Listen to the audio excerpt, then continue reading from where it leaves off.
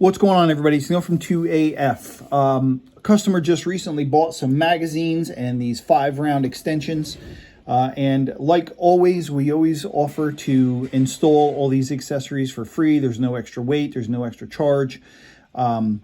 Just let us know that you want us to do that. If you don't say anything, we'll think you want to do it yourself, because there's lots of customers who do. But if you want to do that, just send an email or a message or something like that saying, hey, order number, whatever it is, just install everything, and we'll be glad to do that same day. So anyway, first thing to be aware of with these 5-round extensions is these are for Pmags, and there are two different styles. Just like there's two different Gen Pmags you can currently buy. You can buy the Pmags or the M2 or the Gen 2. Those are all kind of interchangeable terms for the same mag. Or you can buy the M3 or the Gen 3 mags. This, of course, is your newest generation Pmag. It is the M3. And just be sure to buy the appropriate extension, because these are available for the M2 or the Pmags. And if you get that extension and you try and put it on the M3 mag, it's not going to work. So get M3 extensions for the M3 mags. Get Gen 2 or M2 extensions for the Gen 2 mags. So when you buy the extension, and these are the Shield Arms extension, these are the ones we've been using lately. They work great. They're generally pretty available. And they're in the same price range as all the other all decent ones that I have seen. So in any case, when you get them, this is going to come in the bag like this. There's going to be 2 Allen screws, and then there's going to be this screw stopper here. I'll show you what that is in just a minute. The first thing you're going to do when you take all this out is you're going to get your Pmag, and you want to take this floor plate off. Now, if you can't tell, this is the front of the mag, this is the back of the mag. What you're going to do is you're going to push that gray detent on the bottom in, and then you're going to push the floor plate off from the front of the mag to the back of the mag. So let me see if I can get all this on the camera. Like I said, push that gray detent in, and then from the front of the mag to the back of the mag, you're going to push that floor plate off while you have the gray detent pushed in. So catch this, right? Because this is under a good bit of spring tension here. As you take this floor plate off, just make sure you've got your, let me see if I can get this on it. There you go. That's a good way.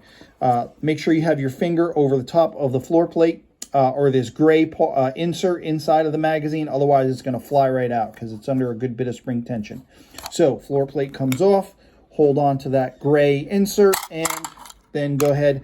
I usually like to take this all the way out just for now. All right. Now, pick up your extension, get the Allen wrench that fits here. You don't really have to take this all the way out. You just have to loosen it enough so that you can take this off, right?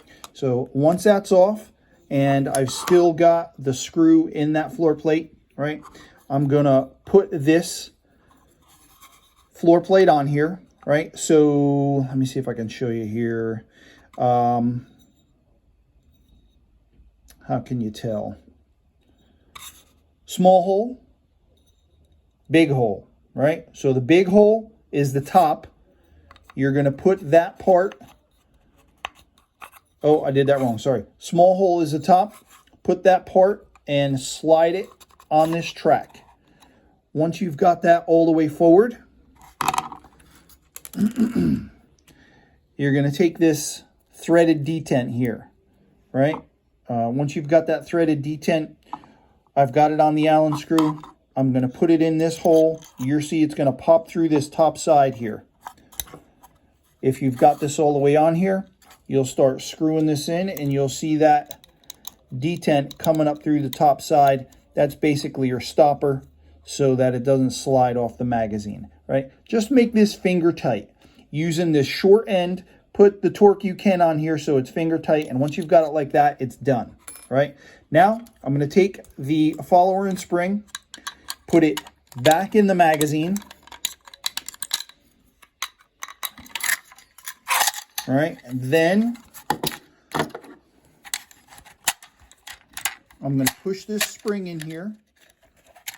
Once I've got the spring all the way in there, I'm going to take the bottom floor plate, and from the front to the back, slide it back onto the magazine.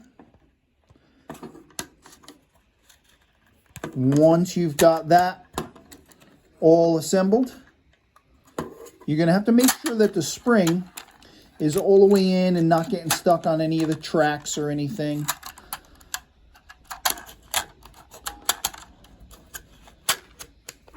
Once that's all the way in, then you're going to screw this in.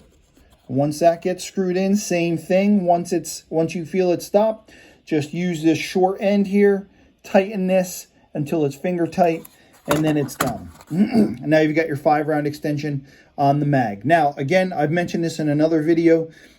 These are the 5-round mags on the 20-round mags. If you want to know kind of why we do that, or that doesn't make a lot of sense to you, look back a few videos. I think the screenshot shows a Mark 12 Mod H, and we talk about why we do this. Learned that from Alex at Ridgeline. But, of course, these 5-round extensions will work on any of the Gen 3 Pmags. So 20 rounds, 30 rounds, 40 rounds, they'll work on them all. I assume, I don't actually know, it's a good question. If somebody knows, put it in the comments. I assume that this will also work with the 300 blackout mags. It could be a problem because, as you notice, we did not change the spring, but we are changing the length of the mag. So it is possible that, like, say, this spring is made for 20 rounds of 5.56. The 300 blackout one is going to be made for the appropriate amount of rounds of 300 blackout. That 300 blackout ammo, especially subsonic, is a good bit heavier.